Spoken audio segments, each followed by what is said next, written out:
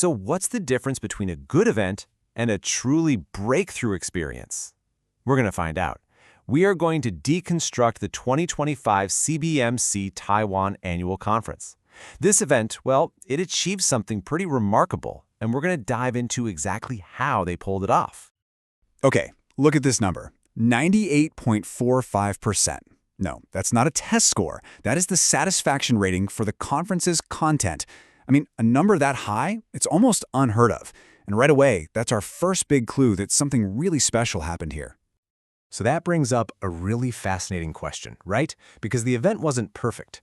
The organizers themselves said the venue was, quote, limited. So how in the world did they overcome these physical limitations to create such a huge impact? That's the puzzle we're going to solve today. All right, let's get into it. Section 1, a leap of faith.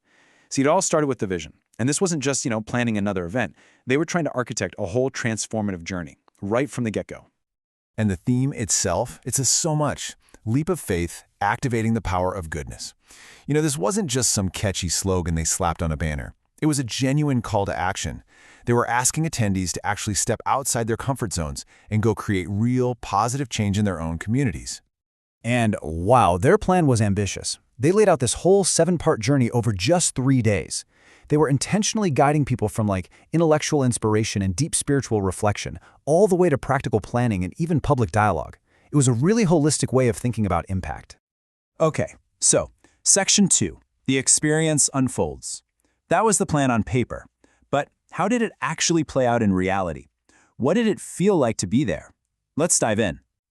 So remember that limited venue? Well, despite that, the very first thing attendees felt was this incredible act of humility. You had prominent business leaders, folks who usually wear suits, trading them in for simple shirts and jeans, just to personally welcome and serve every single person who walked through the door. That one act, man, it set the tone for the entire conference. And this all came from their guiding principle, servant leadership. It was inspired by this exact idea. It had nothing to do with status or titles. It was all about creating an atmosphere where every single person felt seen and valued. And that simple act of service, it totally blew past any physical limitations of the space. But it wasn't all just about personal service. They also did this amazing job of blending tradition with real innovation. One of the things people couldn't stop talking about was this AI-assisted prayer walk.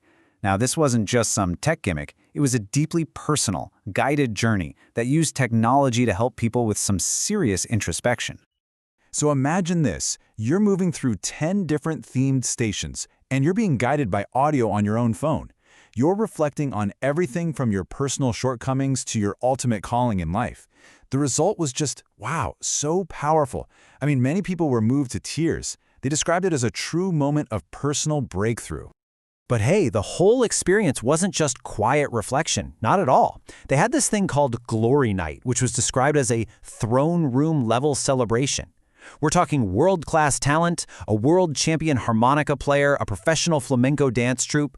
It was just this incredible, stunning display of artistry that absolutely left everyone in awe. Okay, let's get into Section 3, the data speaks. Because look, the stories are incredible, but do the numbers actually back them up? It's time to look at the hard data from their post-conference survey. First things first, who are we even hearing from?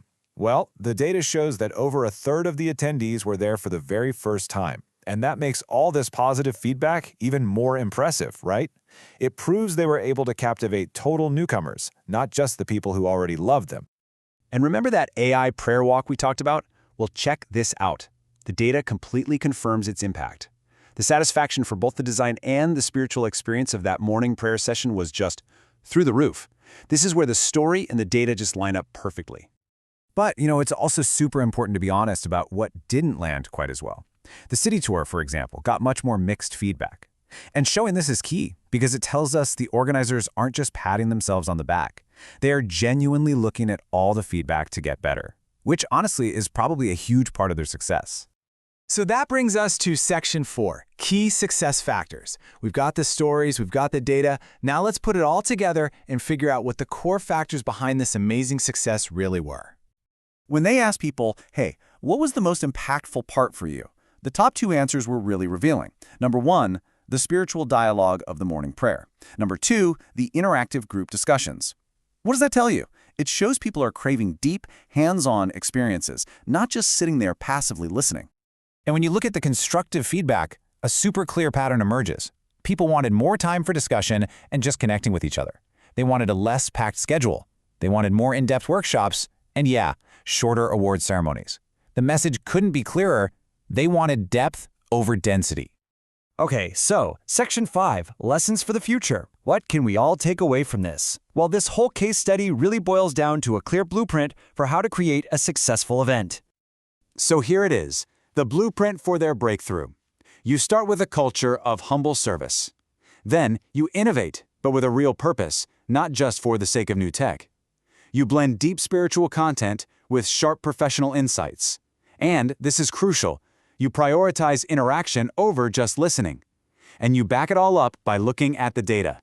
That is the anatomy of their success. And you know, in the end, the Director General himself, Nan Yu-chuan, didn't even take the credit. He pointed to a shared purpose, a collective effort. He said they were all just part of something way bigger than themselves. And that humility, it really feels like it's at the absolute core of why this event connected with people so deeply. So all of this leaves us with one final big question to think about. This conference, they overcame their logistical limits and managed to build a transformed community.